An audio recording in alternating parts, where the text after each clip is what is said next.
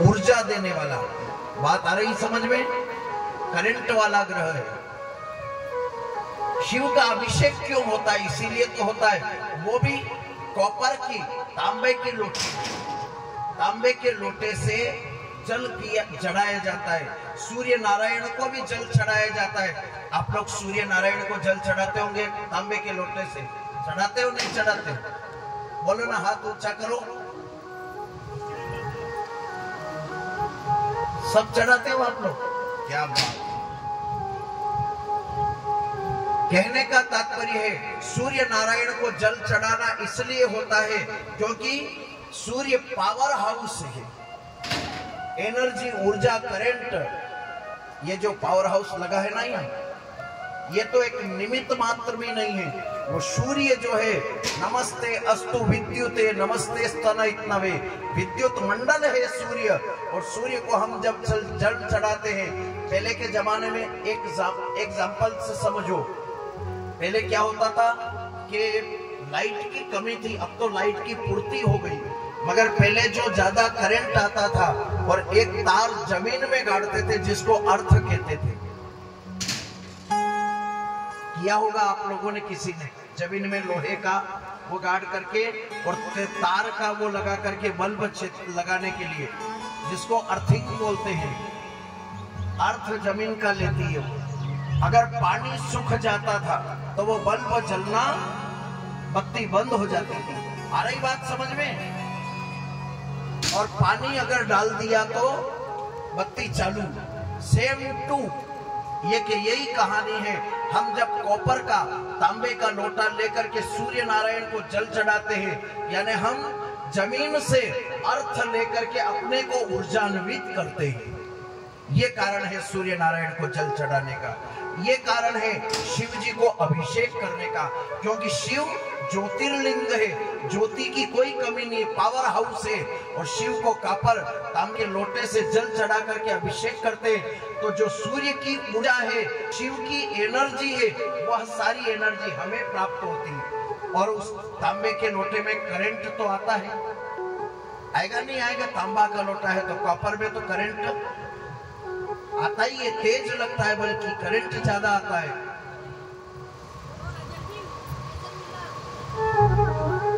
इसी प्रकार से सूर्य नारायण को और शिव जी के अभिषेक का महत्व यही है।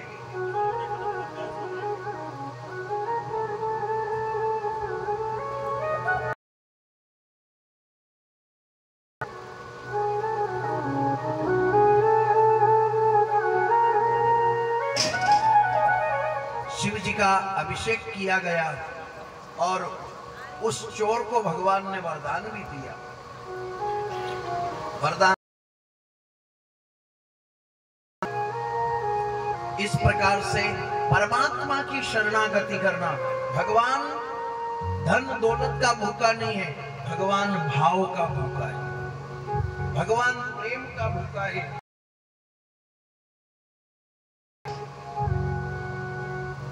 उतना वो बड़ा प्रसन्न होता है और प्रसन्न होकर के हमें उसका नाम जपना। सोते उठते बोले चलते खाते पीते जितना हमारा कांटेक्ट उनसे होगा,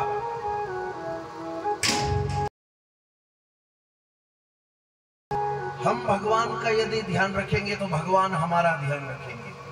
ये यथा मां प्रपद्यन्ते ताम तथैव भजाम्यहम्। जितना हम ध्यान रखते हैं परमात्मा का, उतना ध्यान परमात्मा हमारा रखते हैं। आगे के चरित्र में शिव जी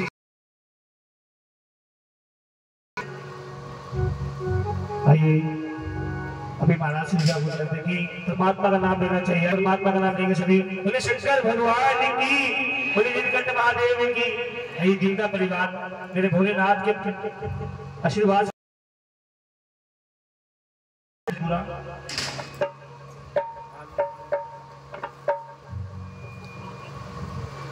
भोले जी तेरे परिवार है, तू ही मेरी नाव का बाजी, ओ तू ही मेरी राजी, तू पतवार है, मेरा परिवार है, बोल जी तेरे भरोसे मेरा परिवार है, तू ही मेरी राह बाजी।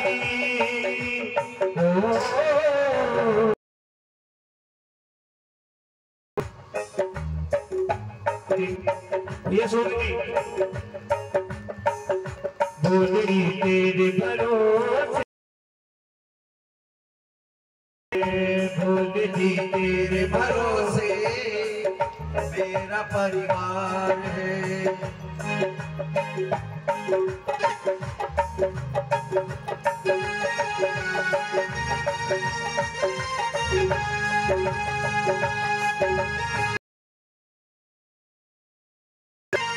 बोले शंकर भगवान की। इस प्रकार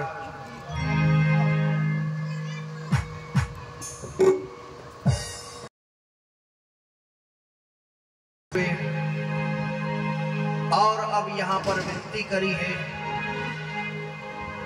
कार्तिक स्वामी कुछ वर्ष तक पर्वत पर, कालंजर पर्वत पर तपस्या करना, कुछ समय व्यतीत किया। इधर मां पार्वती ने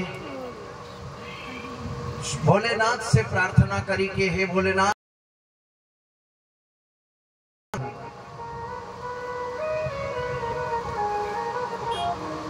भोलेनाथ सहित पार्वती कार्तिक स्वामी को लेने के लिए आना।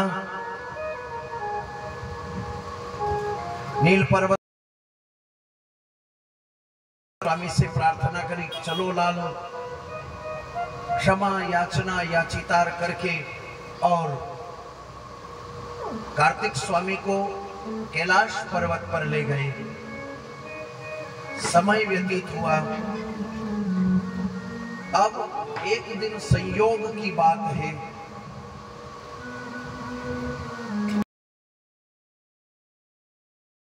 मां पार्वती स्नान कर रही थी और जब मां पार्वती स्नान कर रही, मन में आया कि मेरा अपना पुत्र नहीं, यहाँ शिव जी के जितने भी हैं सब शिव जी के गण हैं, मेरा अपना कोई नहीं।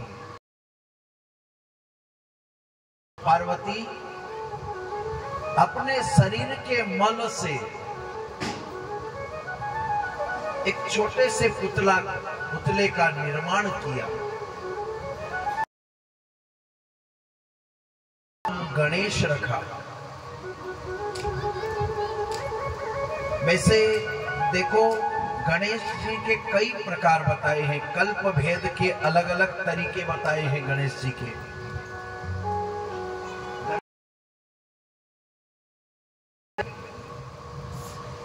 श्वेतवाराह कल्प में आज के जो तारीख है, अभी श्री श्वेतवाराह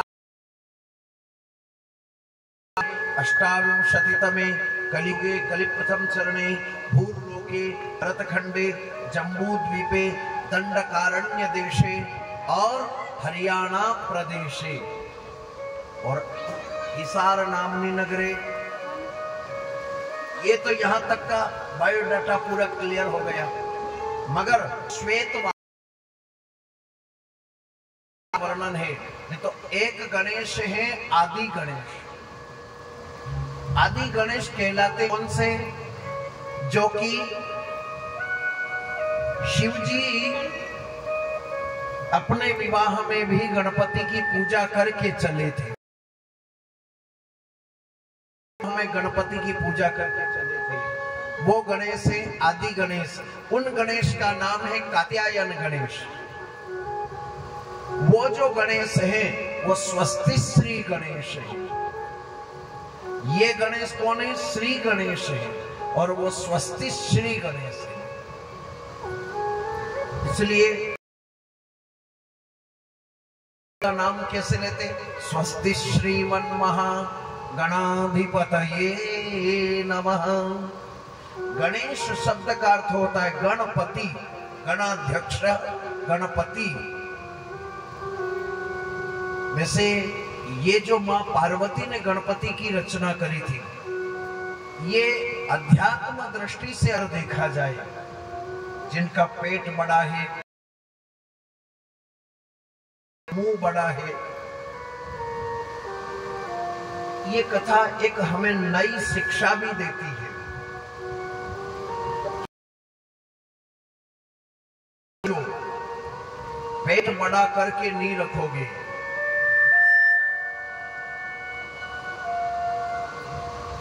पेट बड़ा करके रखना जरूरी है। अगर जीवन में पेट बड़ा करके नहीं रखोगे तो संसार में जी नहीं पाओगे। कान बड़े करके रखने की शिक्षा मिलती है।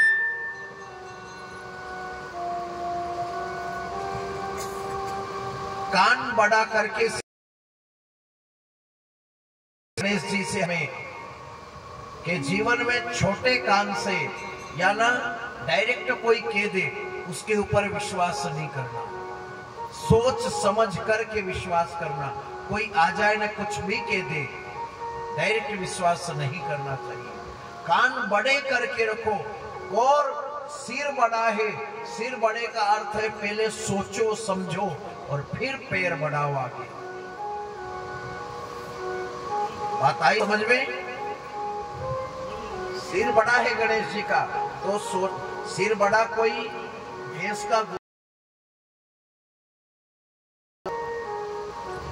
सिर बड़ा इसलिए दिया है कि सोचने समझने के लिए, सोचने की क्षमता बढ़ाओ अपनी, विवेक ज्ञान बुद्धि।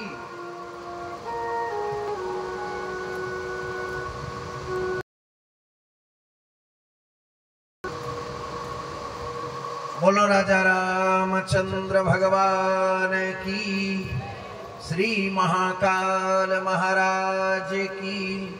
हर हर हर हर।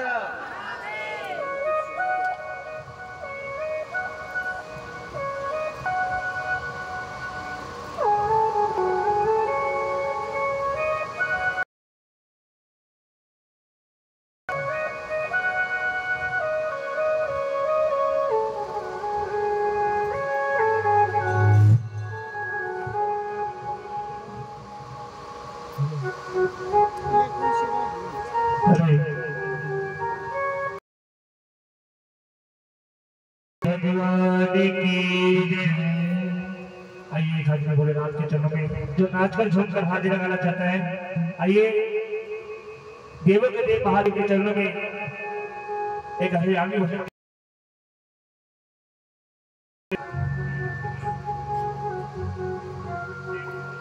शिव शंकर भोलेनाथ महाराज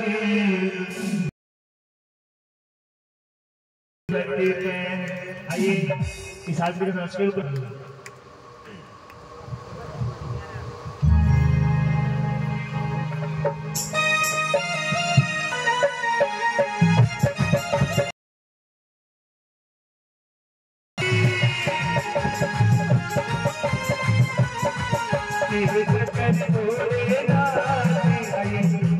ऐसे नहीं, अगर जो भोलेनाथ को मानते हैं,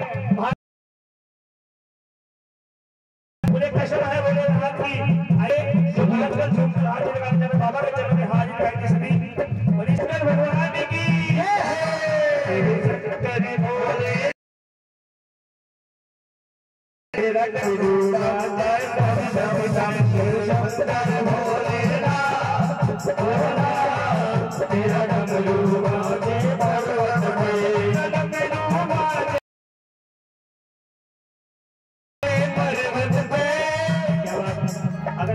देखिए ये कॉलोनी का नाम तो मस्त कॉलोनी है, लेकिन शंकर भगवान कोई हाजिरी नहीं लगा रहे हैं। तो आइए सभी से निवेदन का प्रार्थना का जो भोलेनाथ के चरणों में हाजिरी लगाने आते हैं सभी नाचकर झूमकर हाजिरी लगाने बाबा के चरणों में शंकर भगवान की